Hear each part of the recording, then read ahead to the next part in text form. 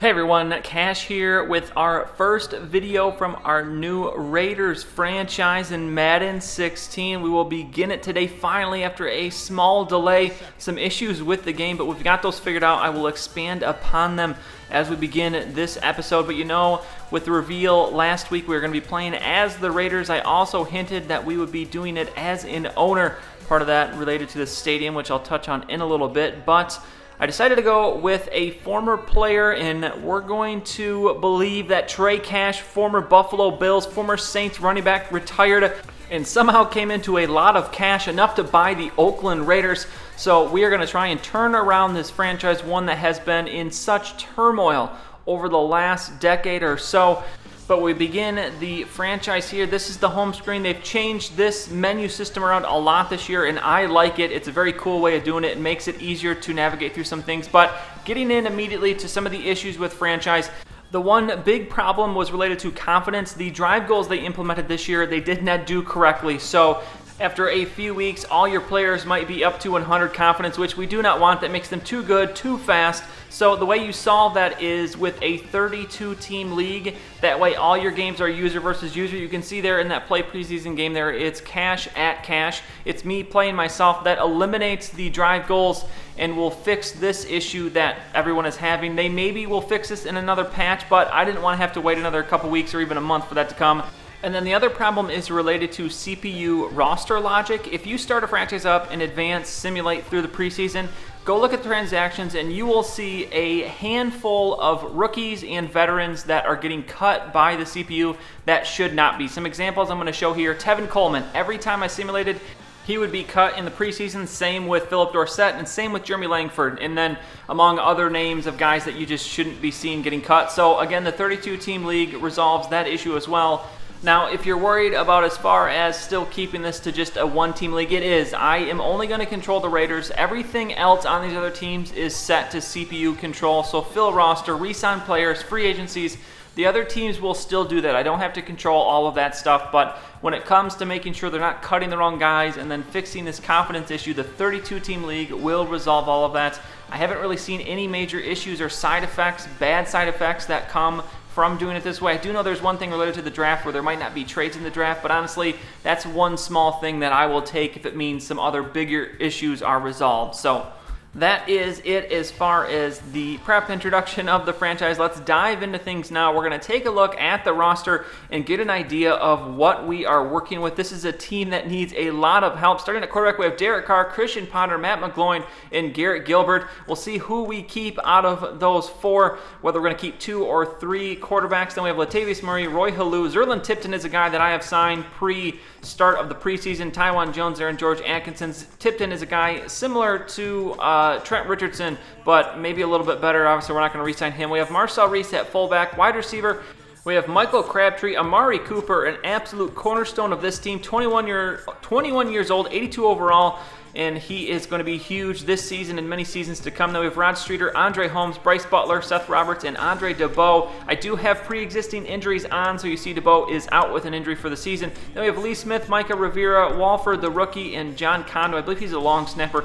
I don't think we're going to be keeping him on the team. We have Donald Penn at left tackle, Barnes, Gabe Jackson, Feliciano at left guard. You see the backups. We have some solid starters, Hudson there, Bergstrom, but you see the backups are not the best. Jamarcus Webb is an 80. Matthew McCann's one of the better backups. Then we have Menelik Watson. He is another injured guy, so Austin Howard will be the starter at right tackle. Then at defensive end, this does have Aldon Smith being signed by the Raiders. I am a stickler for realism, though, so to begin with, he will not be starting. So we have Justin Tuck there as well, Mario Edwards Jr., the rookie from Florida State, and then LeVar Edwards. On the right side, we have the monster, the, I think, best player on this team, Khalil Mack, 96 overall, second-year player. He's going to be ridiculous for this defense, the leader on that defensive squad. And then at D-tackle, we have Dan Williams, Justin Ellis, Stacey McGee, and Danico Autry.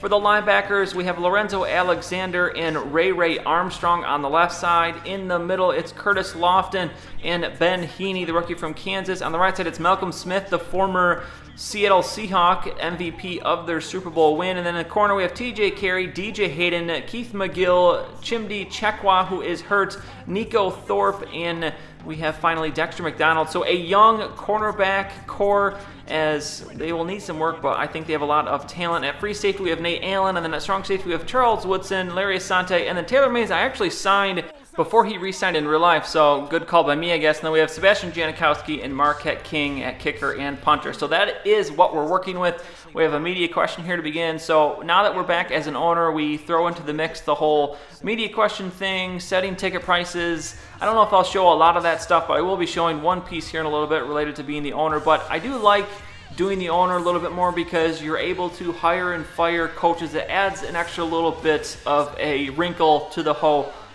mode, and I think a little bit more depth to it. So we're going to answer that question. Maybe not the correct answer because it's related to winning Super Bowls. I don't know if we're going to be competing for those just quite yet. But the other thing I wanted to take a look at before we play our first game is our stadium. The O.Co Coliseum, 49 years old, a 3 rating, very bad. We are going to build a new stadium. That is number one, the thing I think we need to get if we want to bring in some more quality free agents.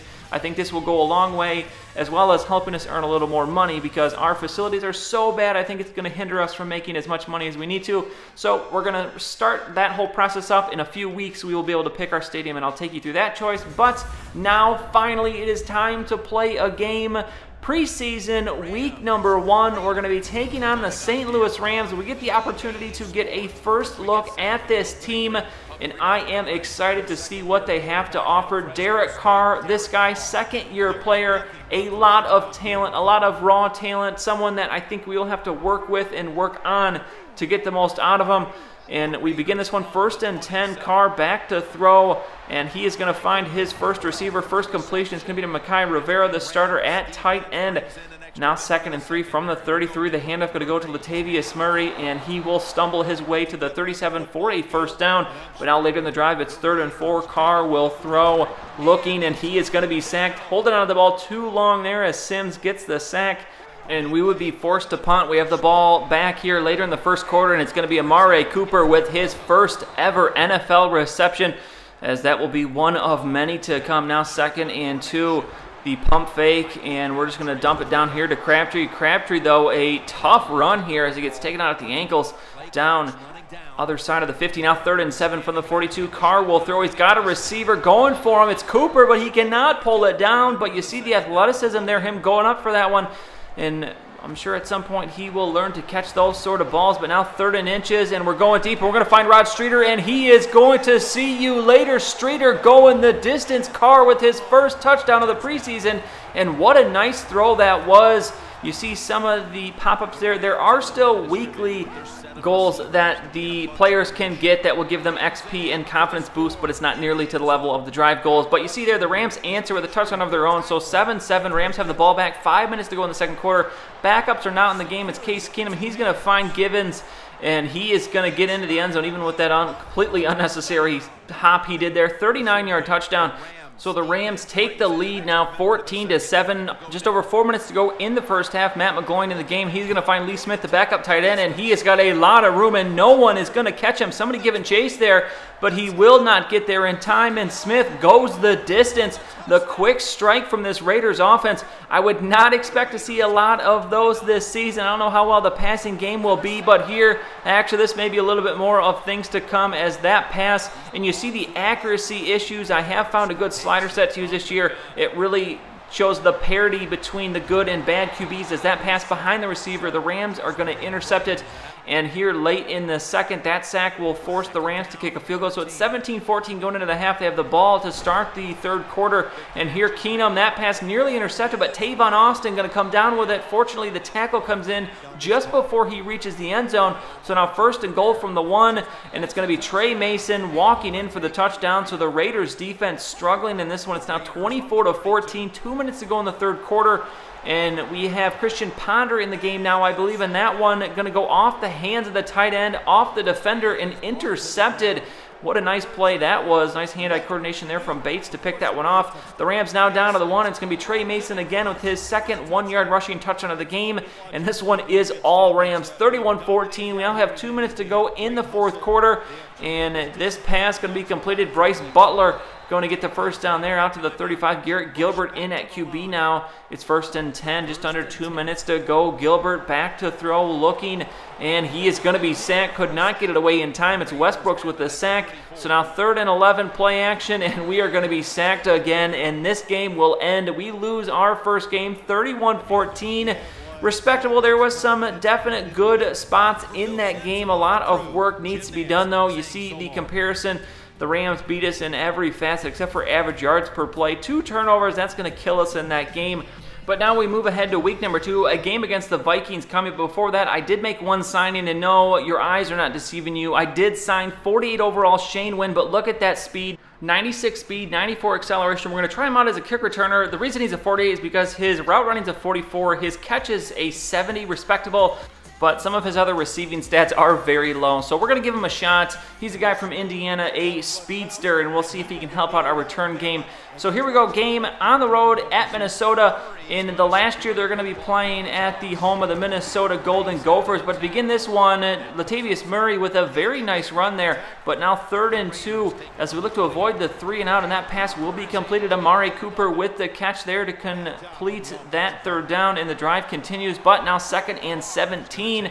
Derek Carr back to throw. Someone coming up the middle, but he's going to get that pass away. It's going to be Amari Cooper. He beats his man, and that easy slant is going to lead to an easy touchdown. Cooper showing off the talent there as he's going to go the distance. And we are going to take an early 7-0 lead. So now the Vikings in. Teddy Bridgewater with the ball. And Adrian Peterson, he missed last year. He's back in with a vengeance as he will just mosey his way down the field all the way to the 14-yard line. 40 yards on his first carry. But now 3rd and inches for the Vikings. And Bridgewater is going to throw the quick throw, and it's going to be a touchdown as he is going to find his receiver in the end zone. I believe that was Charles Johnson for the touchdown. So it's now 7-7. The Vikings would later get a field goal. So we're back with the ball here. Michael Rivera with the catches. That's going to close out the first quarter. But now it's 3rd and 9. And we have Matt McGloin in the game now. He's going to find the pass. Andre Holmes with a catch. And he's going to be down at the 32. So I would say through one game and a little bit of the second one, the offense does not look horrible. Definitely could use some work as Tywan Jones with a very nice run here. The backup running back going to get all the way inside the 5. I definitely think we do have something working for us here as we're going to give Zerlin Tipton his first carry, and he's going to find the end zone. That's kind of the idea we have for him, that big bruiser who can get those goal line short yard carries. I don't know if he's going to make the team, but that's definitely what he's there for, and he does succeed with that touchdown run. So 14-10, and here is our first look from Shane Wynn, and not a bad run here on this punt return. He breaks a tackle for being a 48. That was not a bad return at all. But we'll end that half with a field goal. The Vikings open it with a field goal of their own. So 17-13, they have the ball back. And here the sack going to come from the rookie, Mario Edwards Jr. Very nice move from him as he picks up the sack on Matt Castle. Now 3rd and 22. Excuse me, Sean Hill, not Matt Castle. That's a couple years ago there, Matt Castle. You're a Buffalo Bill now. But here's Sean Hill going to complete that pass. So 3rd and 10 from the 13. Vikings looking to retake that lead. And Hill looking for the halfback screen. But we have that one sniffed out. Jerick McKinnon nowhere to go. And he's going to be dropped. So another field goal for the Vikings makes it 17-16. But again, our offense not able to do anything. So 1st and 10 for the Vikings. This pass going to be caught. The ridiculous caught by the receiver, but there's a flag on the play. Is it on the offense? That was thrown early after the snap, but it's going to be holding. Very odd that being a holding call. The flag was thrown almost immediately after the snap, so I'm not sure what they got us for there, but that's going to tack on some extra yards. So now 2nd and 9 from the 20. Asada, right up the middle, going to take it down to the 7.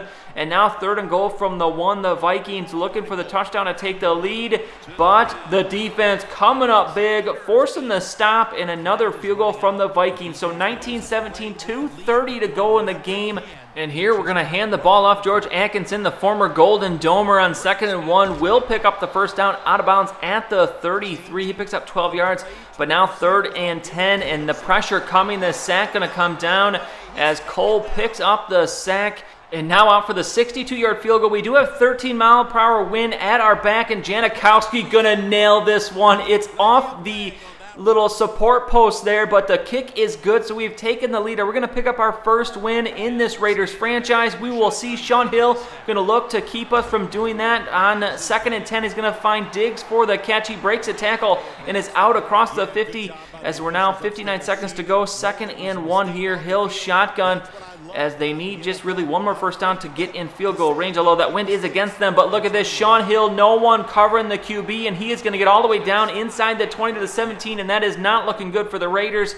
3rd and 3 now. We have got to get a stop here. McKinnon with the carry, and did we get the stop? It was close. The timeout, we're going to call it. Yes, we did stop him. So 4th and inches, we will get the ball back and get one more shot at this. The field goes up and is good. So 22-20, the Vikings lead, 21 seconds to go.